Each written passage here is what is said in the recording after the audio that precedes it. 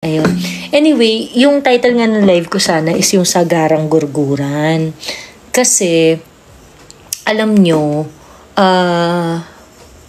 nagiging habit na talaga nitong administration na to na manggurgur. 'Di ba? Yung from the smallest to the highest officials. 'Di ba? Basta feeling nila kaya nilang gurgurin, go lang sila sa panggugurgur. And it comes in many different form, no?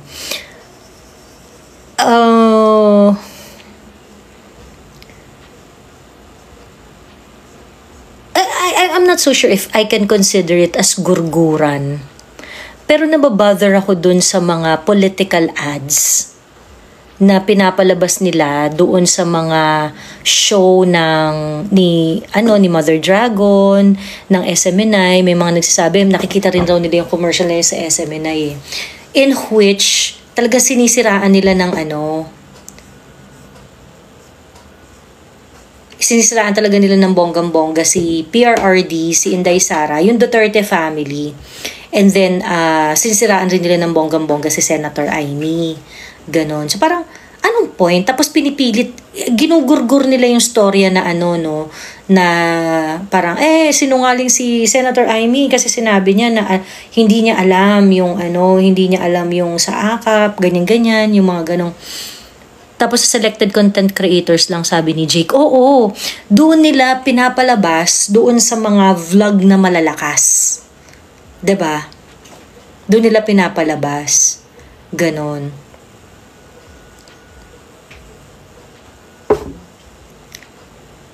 Buti na lang walang nagpakita dito ng mga ads. Sa TikTok walang ads dito habang nagla-live. Hirap connect sa projector ni TikTok, kaloka, kaya naloka mga tanod. Bakit nawala ka daw sa YT? Sabi ni Angel. Hello, Jel. Ayan, pakisabi na lang kay sa mga tanod dyan. Alam mo, kayo yung binabati ko nung nawala yung internet connection ko. Ayan. Ngayon makatulog ang pula at yellow against green. Ngayon magkatulong ang pula at yellow against green. Totoo. Isa pang nakaka-bother na gurgur is yung sa office ni Inday Sara,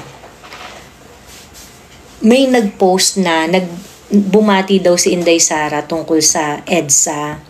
Ayun. And it is quite alarming kasi it looks like Inday Sara posted a message for EDSA. Tapos nakakaloka yung hindi ko actually nakita to Hindi ko nakita to until nung naglabas ng statement si Inday. Hindi ko nakita to until naglabas ng statement si Inday na this post was taken down. Sinasabotahe si Inday, sabi ni Rose Bing Short. That's what I think. So, I think gurgur yun I think gurgur talaga. Have to install TikTok today just to listen to Miss Chewy. Thank you. Ayan. Naku, pasensya na at mahina ang internet. Ayan. Sabi ni VP, her statement from 2017 remains as is. Correct. So if those who do not know or not aware doon sa statement na tinake down, okay, ito yung purported statement ni Inday. Ayan. Ito yung purported statement ni Inday. Dated February 25, 2024. Babasahin ko lang ha. Assalamualaikum. On this day, we commemorate the brave souls who stood united on the streets of EDSA fighting for democracy and freedom. Their courage and determination paved the way for a better Philippines, and their sacrifices will never be forgotten. This really doesn't sound like Inday. As we celebrate this momentous occasion, let us remember the lessons of EDSA, the power of unity, the strength of the Filipino spirit, and the importance of standing up for what is right. Let us continue to build a nation. Grabe yung standing up for what is right. Parang, so, if that's her stand, then basically, parang admission na what happened in EDSA is also right, 'di ba? So talagang very questionable tong statement na to, that Inday Sara is going to say something like this because clear ang stand ni Inday Sara sa EDSA 'di ba? Let us continue to build a nation where justice, peace, and prosperity prevail, where every voice is heard and every dream is achievable. Together, we can overcome any challenge and create a brighter tomorrow for the generations to come. Happy EDSA anniversary to all Filipinos. May we continue to uphold the spirit of EDSA in all that we do. Putang ina, di ba? No? Mapagkunwari naman kayo, nung si Digong nakaupo, panay sira nyo sa EDSA, sabi ni anak ng Tokwa. Wala naman talagang may gusto ng EDSA dito eh. Anak ng Tokwa, wala talagang may gusto ng EDSA dito. Anong problema mo? Ayan, mananatili tayong matatag sa pagtaguyod ng isang bansang makabata at batang makabansa. Ang lahat ng ating ginagawa ay para sa Diyos, sa bayan, at sa bawat pamilyang Pilipino. Syukran. Ayan. So, kumbaga, ang itong statement na to, the only thing that sounds like Inday Sara is the greeting and the closing. But everything else is not. Okay? So, ngayon, kumalat na ng bonggang-bongga sa social media, pinagpo-post ng mga yellow pages. Pinagpo-post ng yellow pages na si Inday daw ay inconsistent doon sa kanyang mga statement. You know, if there is one thing Inday is known for is that she keeps her word. Hindi siya flaky, hindi siya pabago-bago ng isip, hindi, alam mo yun, very clear ang politics ni Inday. And Inday doesn't really care about EDSA. She said that so many times that she doesn't find anything special sa EDSA. And and I agree. Magiging special sana yung EDSA kung meron talagang na-revolutionize. But unfortunately, EDSA is just a power grab. And it did not bring bring any change, any revolutionary change to our country. Diyos ko, si Lenny nga hindi consistent na labanan ng Marcos government. Tama si David Castro, correct. Nasaan na si Lenny ngayon kung consistency ang point nila? Correct, 'di ba?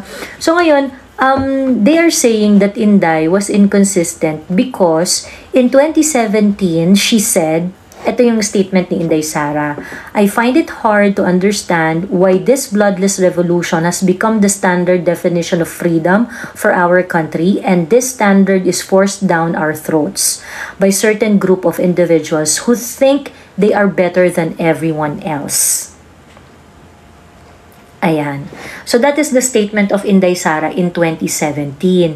And they are trying to bring this statement together with the purported statement that was made in 2024 for EDSA. So sabi nila, ang inconsistent naman, kineme, ganyan.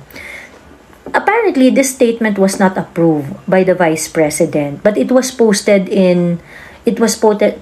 on the Vice President's social media accounts. So, ang sabi ni Inday, hindi niya na-approve yung statement na yan. So, somebody posted it in Inday Sara's social media account, yung 2024 greetings on EDSA. And so, today, she made a statement that the statement posted about EDSA was removed because since it was not approved at wala namang nagbago sa kanyang stand about EDSA, it is totally unauthorized and uncalled for. So on February 27, 2024, Inday Sara issued a statement where she said that what I said in 2017 regarding the February 25 EDSA anniversary has never changed. My position remains the same today. I did not intend to issue a statement this year as I did not the previous year. Because of this, I removed the EDSA anniversary post from my social media page. I hope this will put the matter to rest. Ayan. May sumasubotahe sa communications ni Inday Sara, and I think Inday Sara should be very very careful kasi may ahas sa bakuran niya. And this is a serious matter, no? Because we know where Inday Sara stands when it comes to EDSA issue. Pagkatapos merong intermitida sa opisina niya na magagaganon. Sabi ni Miss Rose, Inday should fire her social media personnel. They are subjecting her to attacks. Correct. And medyo by the way, meron talagang mga tao, I think, no, meron pa talagang mga tao who are remnants of Uniteam in Inday Sara's, in Inday Sara's team right now. Both sa DepEd at saka sa OVP. Parang galing sa PCO yung statement ko, no, sabi ni Jay.